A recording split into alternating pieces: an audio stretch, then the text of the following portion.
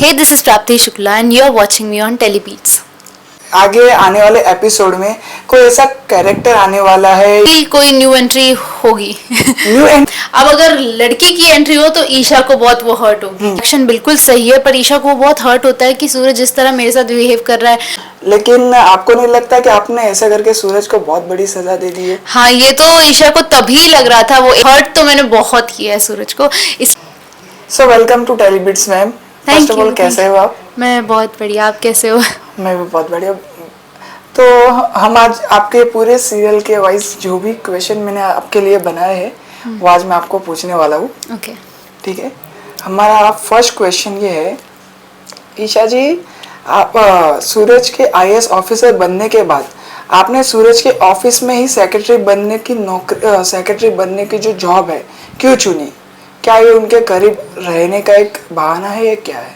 अच्छा, तो वो सेक्रेटरी बनने की जॉब एक वो हो जाता है कोइंसिडेंस, क्योंकि ईशा को जॉब चाहिए होती है, क्योंकि ईशा अब जहाँ रह रही है तो मिहिका है, तो मिहिका का ख्याल रखना, तो उसके फीस के लिए आकाश मना कर देता है क्योंकि आकाश की जॉब की पोजीशन डाउन हो जाती है। तो वो कहता है मेरे फालतू के मतलब मेरे पैसे फालतू के खर्च में नहीं डालूंगा, जो कि मिहिका की फीस को वो फालतू का खर्चा कहता है। तो ईशा कहती है ठीक है मैं तो पढ़ाऊंगी, क्योंकि ईशा हमेशा से पढ़ाई के पीछे रही है। तो वो जॉब ढूंढती है, एक पैम्पलेट आता है और गवर्नमेंट के वहाँ रहती है, तो वो जाती है, वहाँ नेम प्लेट पढ़ती है, वो एक वो रहता है कि उफ सूरज के वहाँ आ गई मैं जॉब के लिए। तो एक कोइंसिडेंस था, ऐसा तो नहीं था सूरज के करीब जाना है, क्योंकि वो तो भगवान मिलवा रहे ईशा सूरज को।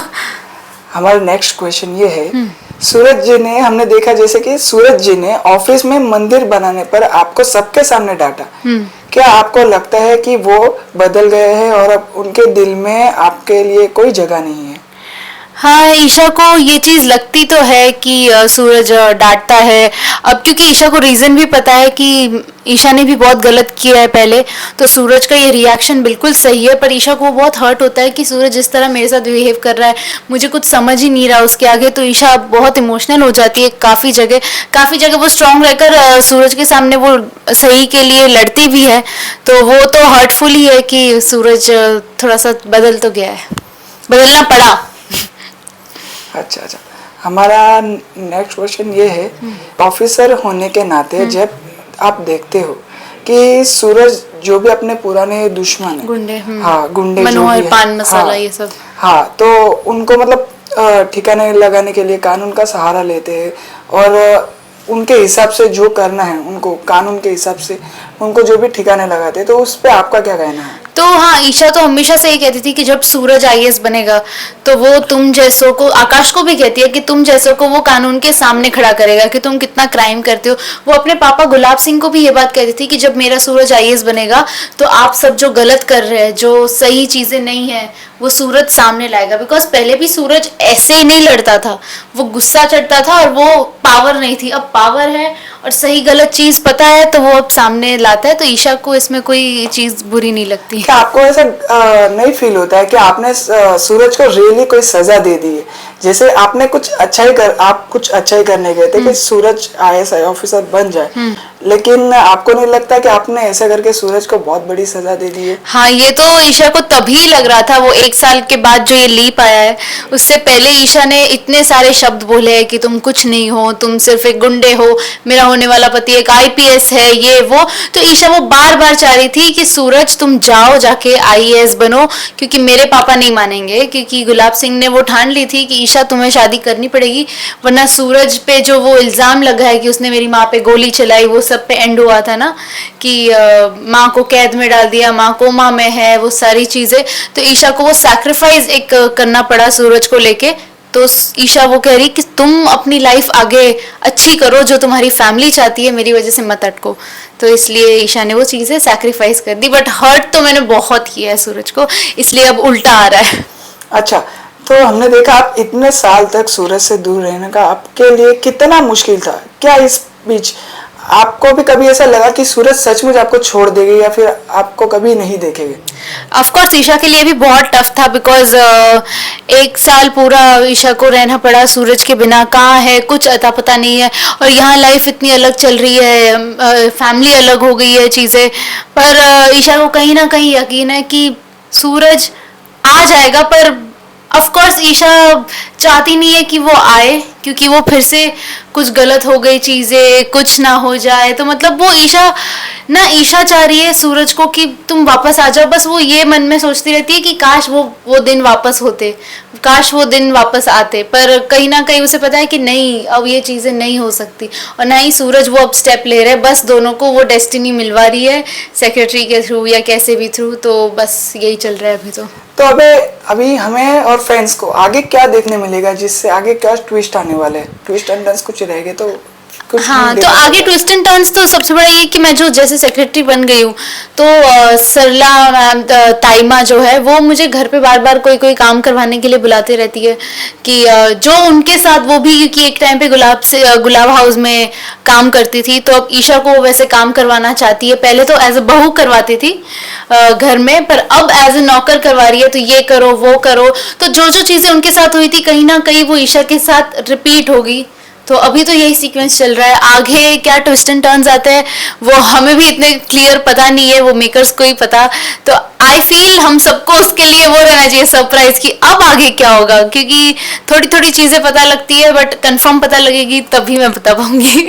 क्या आपको लगता है कि ऐसे आगे आने वाले एपिसोड में कोई ऐसा कैरेक्टर आने वाला है, या आप दोनों के बीच में कुछ ऐसा मतलब दूरियां बनाएगा, या फिर ऐसा कुछ आपको लगता है, या कुछ ऐसे हिंट? हाँ, मुझे ऐसा लगता तो है, क्योंकि जितनी भी बार ईशा और सूरज अगर पास आ जाएंगे तो और हो जा गुड हैप्पी एंडिंग हो जाएगी। पास आ गए, रहने लगे साथ, ब्रह्मचर्य नहीं रहा कुछ, तो हैप्पी एंडिंग वाली चीज हो जाएगी। तो जब भी पास आएंगे तो कोई ना कोई दूरिया, कोई ना कोई चीज बार बार अटकेगी, और उसी में ईशा सूरज को कैसे डेस्टिनी मिलाती है, जैसे वो ब्रह्मचर्य में वे में डेस्टिनी, तो वो चीजें देखने में मजा है। तो of course even I feel कोई न्यू एंट्री होगी। न्यू एंट्री एज क्या होना चाहिए, कोई लड़का या लड़की? आपको क्या लगता है ज्यादा बेनिफिट किससे? अब लड़का तो देखो है ही, मतलब एंट्री हाँ। आकाश की एंट्री हो चुकी है। हाँ। अब अगर लड़की की एंट्री हो तो ईशा को बहुत वो हर्ट होगी, क्योंकि सूरज को हर्ट हो चुकी है चीज, एक ईशा ईशा को को भी नहीं जलन हो हुई है, सकती है। ईशा को जलन नहीं हुई है। हाँ। तो ईशा को तब होगी, तो तब कुछ चेंज हो। और आगे स्टोरी भी बढ़ सकती है, और कुछ अच्छा कुछ देखने भी मिल सकता है। हाँ, मेकर्स fans को। बोलेंगे ईशा ने अपनी नई स्टोरी बनाई है। बट पॉसिबल है ये। हाँ, अभी आपने बीच में बोला था कि नौकरों वाला, कुछ नौकरों वाले जैसे, उस पे मैं आपको एक क्वेश्चन पूछना चाहूंगा कि अभी आप सूरज के घर पे कुछ काम कर रहे थे, तो उसका वीडियो वायरल हो चुका था, आपने देखा होगा, तो आपने किया होगा। तो उस पे एक टाइम पे ऐसा आता है कि सूरज की जॉब चली जाती है, लेकिन आपके उस एक वीडियो बनाने से फिर से सूरज को फिर से वो जॉब मिल जाती है। तो उस पे आपका क्या पॉइंट है? तो मुझे वही ईशा का कैरेक्टर एज प्राप्ति बहुत अच्छा लगता है कि वो कैसे हर उलझन को सुलझा देती है। जैसे उससे उससे तो नहीं बिगड़ी थी चीजें, पर आकाश ने बिगाड़ी थी वीडियो, क्योंकि ईशा घर पे पोछा लगा रही थी। तो देखो एक आईएएस कैसे अपने सेक्रेटरी से काम करवाता है घर में, तो ईशा ने वही चीज को घुमाई। उसने कहा कि नहीं, मैं एक वाटर सप्लाई के प्रोजेक्ट के लिए डेमोन्स्ट्रेशन दिखा रही थी कि एक छोटे से बकेट से भी बड़ा हॉल साफ हो सकता है, तो हमें पानी बचाना चाहिए, तभी पानी हम तक पहुंचेगा। तो ईशा ने उसी चीज को बड़ी अच्छे से एक्सप्लेन करके रख दिया, जो कि ईशा और सूरज जब साथ में थे तो यही कमियां थी। सूरज बहुत हाइपर रहता था और ईशा ये चीजें सुलझा देती थी।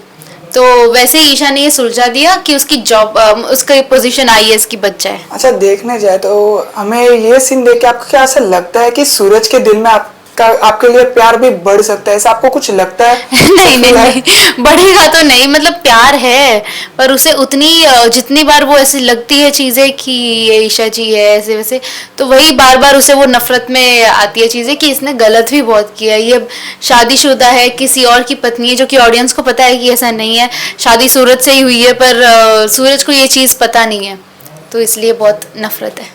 तो आपको ये सारे क्वेश्चन करके हमारे साथ कैसा लगा, टेलीबिट्स के साथ कैसा लगा? मुझे जेन्युइनली बहुत अच्छा लगा, बिकॉज ऐसे क्वेश्चंस बहुत कम आए जो कि पूरे ओवरऑल जो चीज़ें चल रही है सीक्वेंस में उस अकॉर्डिंग, तो इससे ऑडियंस को भी काफ़ी स्टोरी वाइज पता चल जाती है चीज़ें, बट ऐसे सीक्वेंस लाया करिए। थैंक यू, मज़ा आया। और मैं आपको एक क्वेश्चन पूछना चाहता हूँ, सबसे अलग आपके जो स्टोरीज है, जो फ्रेंड्स लोग कुछ अलग बना के एआई से अलग ही चला देते हैं, पहले रिवील कर देते। तो आप इसके बारे में फ्रेंड्स को क्या कहना चाहोगे कि आप ऐसा ना करो, डायरेक्ट जाके मतलब दंगल टीवी पे देखो, इसके लिए आप क्या कहना तो चाहोगे? मुझे देखो एआई एडिट्स से कुछ इशू नहीं है, पर एआई एडिट्स रॉन्ग वे में बनाता है। जो कि हमारा शो ब्रह्मचार्य है अगर, तो उसमें वो लोग हग करवा रहे हैं, कोई किस सीन डाल रहे हैं, कोई कुछ मतलब अलग ही डाल रहे हैं जो सीन्स हम करते भी नहीं है। तो वो सीन्स दिखा के हमारा फेस यूज करके वो चीजें दिखानी, तो वो मुझे बिल्कुल अच्छी नहीं लगती। एंड मैं कहती भी हूँ कि मैं वो चीजें रिपोर्ट करती हूँ। जो जो एडिट्स बनाओगे, मैं क्लियरली कह रही हूँ कि जो अच्छा नहीं है, जो मतलब फेस यूज करके गलत गलत यूज करना, तो वो रिपोर्ट मैं खुद भी करती हूँ। बट अच्छे एडिट्स बनाते हैं वो, उतने में कमेंट लाइक शेयर भी करती हूँ। तो आई फील कि जो एपिसोड जैसे बने नहीं है, ठीक है फिक्शनल कहानी बनाना अलग है, बट जो यहाँ के टेलीकास्ट भी लोग जल्दी डाल देते हैं, जिसकी वजह से व्यूवरशिप भी कम हो जाती है, कि वो क्रेज कम हो जाता है। तो यहाँ पे भी काफी स्ट्रिक्टनेस लाया है कि सब चीजें मत डाल दो। तो बस आप अच्छे अच्छे एडिट्स बनाइए, अच्छे अच्छे करिए, क्योंकि सब मेहनत करते हैं इस चीज के लिए। बट अच्छे वे में करिए, गलत वे में यूज करके मतलब नहीं है एआई का। कुछ अलग ही बना देते हैं और हाँ, कुछ भी होता है, मतलब कोई कुछ वैसा है भी नहीं, इतने कोई बोल्ड सीन्स होता है, इतना कुछ किया भी नहीं होता, बस चेहरा हमारा होता है। तो जिसका चेहरा है उन्हें तो बुरा लगेगा ना, ये चीज है।